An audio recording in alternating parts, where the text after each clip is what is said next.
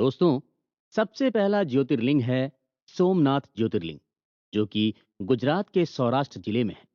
ये वही जगह है जहां पर एक पौराणिक कथा के अनुसार जरा नाम के एक शिकारी ने भगवान कृष्ण को तीर मारा था और यहीं पर भगवान कृष्ण ने पृथ्वी का देह रूप में त्याग किया था।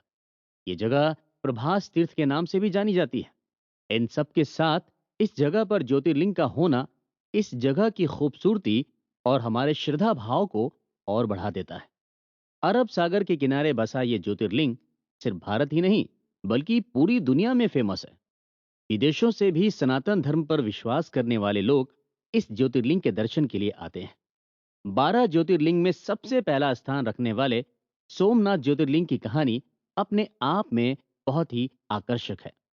पौराणिक कथा के अनुसार कहा जाता है कि राजा दक्ष प्रजापति की 27 बेटियां थी और इन सभी की शादी चंद्र देवता यानी कि चंद्रमा के साथ हुई थी।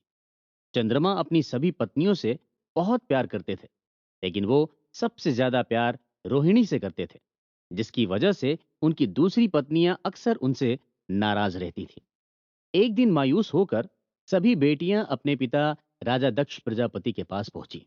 दक्ष प्रजापति की सभी बेटियों ने अपना दुख अपने पिता को सुनाया, जिस पर दक्ष प्रजापति बहुत नाराज हुए और उन्होंने चंद्रमा को समझाने की कोशिश की। उन्होंने कहा कि चंद्रमा के लिए उनकी सभी पत्नियां बराबर हैं और उन्हें सभी को एक जैसा ही प्यार देना चाहिए। लेकिन चंद्रमा रोहिणी के मोह में थे, तो उन्हें कुछ और दिखाई ही नहीं दे रहा था। जिसके बाद राजा दक्ष प्रजापति ने गुस्से में आकर चंद्रमा को श्राप दे दिया। दक्ष प्रजापति ने श्राप देते हुए कहा कि उन्हें क्षय रोग हो जाए, जिससे कि दिनों दिन उनकी खूबसूरती कम होती चली जाएगी। दक्ष प्रजापति का श्राप सच साबित हुआ और धीरे धीरे चंद्रमा की रोशनी और उनका आकार छोटा होने लगा, जिसकी वजह से धरती पर चारों तरफ हाहाकार मच गया। ऐसा लगने लगा था कि इस दुनिया से चंद्रमा की मौजूदगी खत्म हो जाएगी। चंद्रमा भी अपना हाल देखकर बहुत दुखी हुए। इस श्राप से मुक्त होने के लिए वो भगवान ब्रह्मा के पास पहुंचे। तब भगवान ब्रह्मा ने कहा कि उन्हें भगवान मृत्युंजय यानी कि महादेव की आराधना और भक्ति करनी चाहिए। इससे उन पर लगा श्राप पूरी तरह से खत्म हो जाएगा। दोस्तों, अगर आप हिंदू पौराणिक कथाओं पर ध्यान दें तो उसमें प्रकृति और भगवान का अद्भुत कनेक्शन देखने को मिलेगा। जैसे अर्थ यानी धरती माँ, सन यानी सूर्य देवता, मून यानी चंद्रमा देवता, वाटर यानी जल देवता, एक्सेट्रा। पूरी दुनिया में स्पिरिचुअलिटी यानी अध्यात्म को जानने की चाह रखने वाले इस भारत भूमि पर जरूर आते हैं। इस पर आगे और बात करेंगे। चलिए हम अपनी कहानी को आगे बढ़ाते हैं। दोस्तों, ब्रह्मा जी की बात मानकर चंद्रमा ने एक शिवलिंग बनाया और पूरी तरह से भगवान शिव की भक्ति में लीन हो गए। चंद्र देवता की तपस्या से खुश होकर भगवान शिव ने उन्हें आशीर्वाद दिया और अमर होने का वरदान भी दिया। भगवान शिव ने चंद्रमा से कहा कि कृष्ण पक्ष के दौरान रोजाना वो घटते चले जाएंगे, लेकिन शुक्ल पक्ष में धीरे धीरे वो फिर से अपने असली रूप में आ जाएंगे। इस तरह से भगवान शिव ने चंद्रमा को श्राप से भी बचाया और दक्ष प्रजापति का श्राप भी झूठा नहीं हुआ।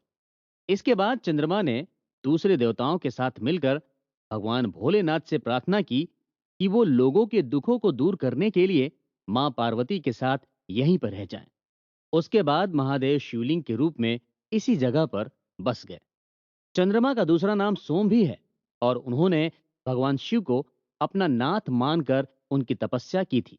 इस वजह से इस ज्योतिर्लिंग को सोमनाथ ज्योतिर्लिंग के रूप में जाना जाने लगा। ऐसा कहा जाता है कि इस मंदिर का कंस्ट्रक्शन खुद चंद्र देवता ने सोने से करवाया था, जिसका जिक्र 4 वेदों में से एक वेद ऋग्वेद में मिलता है। यहाँ पर जो भी भक्त सच्चे मन से सोमनाथ ज्योतिर्लिंग का अभिषेक और पूजा करता है, चंद्र देवता की तरह भगवान शिव उनके सारे दुखों को दूर कर देते हैं। पहला ज्योतिर्लिंग होने की वजह से इस मंदिर की ग्लोरियस हिस्ट्री रही है। सोमनाथ ज्योतिर्लिंग को कई बार तोड़ा गया, तो वहीं कई बार इस मंदिर का कंस्ट्रक्शन भी करवाया गया। सोमनाथ ज्योतिर्लिंग का जिक्र भारत के पुराने स्क्रिप्चर महाभारत, श्रीमद् भगवत गीता, शिव पुराण और स्कंद पुराण में भी मिलता है। इस हिसाब से अंदाजा लगाया जा सकता है कि सोमनाथ ज्योतिर्लिंग कितना पुराना है। 7th सेंचुरी में वल्लभी के मैत्रक राजाओं ने इस मंदिर को बनवाया था, लेकिन 8th सेंचुरी में सौराष्ट्र के सोमनाथ मंदिर ने फिर से तबाही का मंजर देखा। अरबी गवर्नर जुनायद ने इस मंदिर को डिस्ट्रॉय करने के लिए अपनी पूरी सेना भेज दी थी। अरब यात्री अल बरूनी ने अपनी भारत के दौरान लिखे ट्रैवलॉग में इसका जिक्र किया था। कहा जाता है कि सोमनाथ मंदिर में खूब धन दौलत थी। यहाँ इतना ज्यादा सोना, चांदी और ज्वेलरी थी कि उसे लूटने की कई बार कोशिशें हुई। महमूद गजनवी ने 1024 में अपने 5000 सैनिकों के साथ मिलकर सोमनाथ ज्योतिर्लिंग पर हमला कर दिया था और मंदिर के खजाने को लूट लिया था। महमूद गजनवी के बारे में भी थोड़ा जान लेते हैं। गजनवी सेंट्रल अफगानिस्तान में केंद्रित गजनवी राजवंश का एक इंपॉर्टेंट रूलर था। वो ईस्टर्न ईरान लैंड्स में एम्पायर के विस्तार के लिए जाना जाता है। गजनवी ने इंडिया पर 17 बार हमला किया था। महमूद गजनवी ने जब सोमनाथ ज्योतिर्लिंग पर हमला किया था, तो उसने ज्योतिर्लिंग को पूरी तरह से खंडित कर दिया था। यहाँ तक कि मंदिर में लूटपाट करने के बाद वो मंदिर के दरवाजों को भी अपने साथ ले गया था। कहा जाता है कि आगरा के किले जो दरवाजे लगे हैं, वो सोमनाथ मंदिर के थे। महमूद गजनवी ने जिस टाइम मंदिर पर हमला किया था, उस टाइम मंदिर में हजारों लोग दर्शन कर रहे थे। महमूद गजनवी ने सभी भक्तों को मरवा दिया था।